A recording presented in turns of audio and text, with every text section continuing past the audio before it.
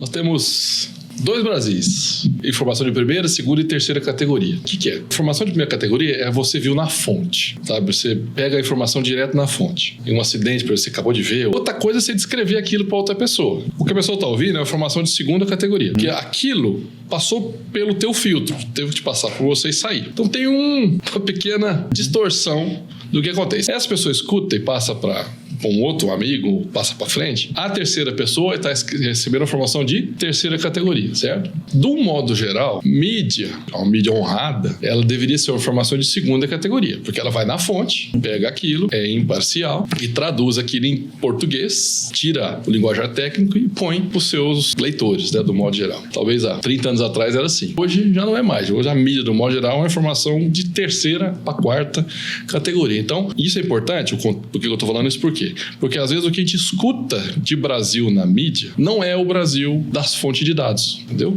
Então quando você vai nas fontes de dados que tem do país, que são bem atualizadas, algumas são, já tem até data de fevereiro, e puxa, por exemplo, vendas de papelão ondulado. Então tudo que é transportado em papelão.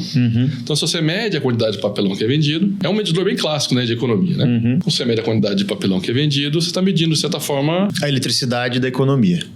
A eletricidade é outra. Né? Quantos gigawatts se consome por mês no país? Então, se você está aumentando o consumo de eletricidade do país, tem um crescimento orgânico, né? O país cresce, mas você tem um crescimento de PIB. Para que a pessoa viaja de avião? Não é só turismo, tem negócio. Então, você mede a quantidade de passagem que é vendida, você mede a economia. Então, você vai pegando fluxo de carro em rodovias. Aqui em São Paulo é bem fácil de medir, porque tem muito pedágio. Para que o caminhão viaja? Vai ficar batendo carreta? Ele viaja porque ele está transportando.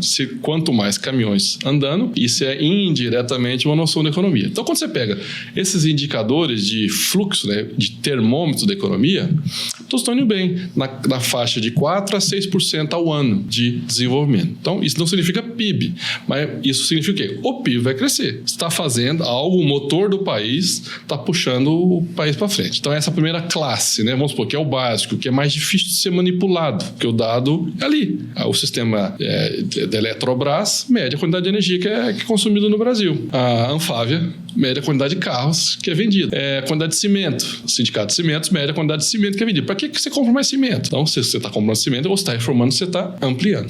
Então, esses dados do Brasil, que são os dados básicos, eles estão crescendo. Mostra que o país, apesar de que a mídia depende da mídia também, né? Mostrar que esse inferno todo, não, o país está indo bem. E isso é a despeito do governo, tá? Isso aí não tem nada a ver com o governo. Bom, deixa bem claro isso aí, né? Às vezes acha que tem a ver com o governo. Não, isso aí, você não investe muito em função só do governo, você investe anos de planejamento e fazer Você nem está dizendo que o governo está indo bem, você está dizendo que o Brasil está indo bem. Brasil. É bom deixar bem claro para não gerar dúvida, né? Não estamos falando de governo, né? Claro. Estamos falando de país, né? Muito bom. E o país vem vindo bem. Ele deu uma onda muito forte na época do Covid. Passamos já essa onda, né? O retorno, né, que foi ruim pós-Covid, ele já meio que foi absorvido. Então agora já é Brasil. Brasil rodando naturalmente. Então o país está indo bem. Aeroporto lotado, estradas lotadas, restaurantes lotados. Então isso é sinônimo, isso é ser indício de alguma coisa, né? Hotéis lotados. E você vê esses números olhando esses dados primários, tá? Então, esses dados de aquecimento da economia são muito bacanas. Você passa para o segundo dado.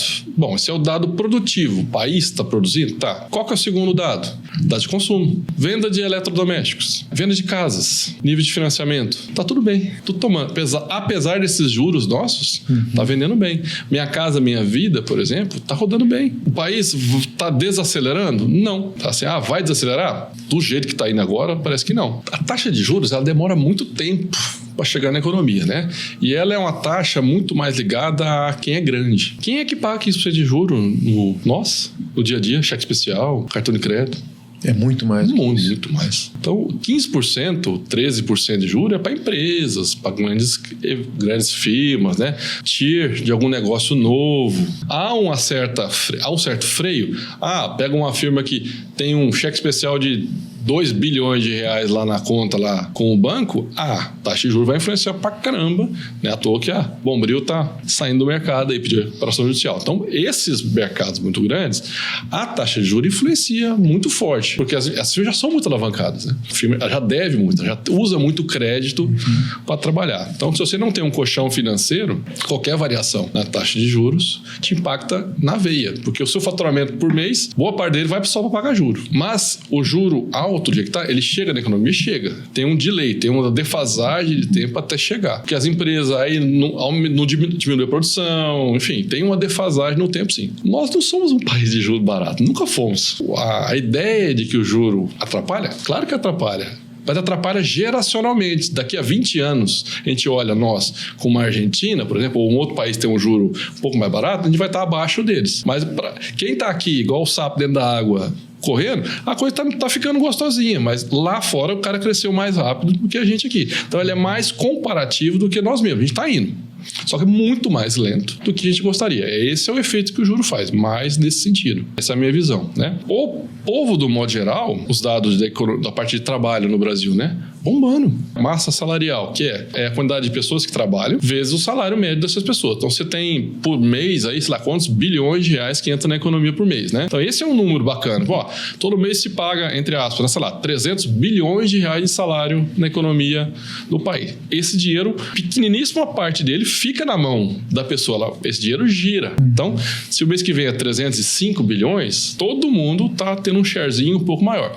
E esse número vem crescendo sistematicamente pós-Covid. Em 2025, 2024, 2025, já é recorde. Já ultrapassamos lá atrás, quando tinha sido recorde, lá antes do Covid, deu uma queda e agora já voltou a subir. Salário médio da população real está subindo.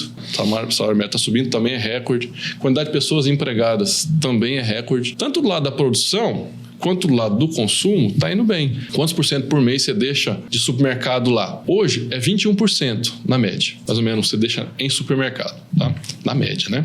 Do Brasil. Você pega o salário médio habitual, medido pelo IBGE, versus o gasto médio que se tem em supermercado, medido pelo DIEESE, você divide pelo outro, você tem a média de gastos. 21% é a menor taxa dos últimos 2 décadas, por exemplo. Não é que está fácil, mas não está tão difícil quanto estava 2, 3 anos atrás. Entendeu? No modo geral. Então, esses são números que mostram que, poxa, tá contratando, tá saindo, e às vezes você fala, pô, mas eu nunca não ouço ninguém falando isso.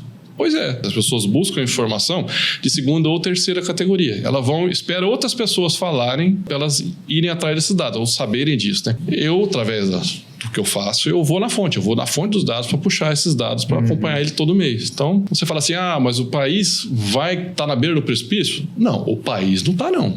As contas do governo pode ser que sim, mas o país, as empresas, os postos de gasolina, os donos de carro, quem trabalha, não está assim não. Não está do melhor dos mundos, mas não está ruim.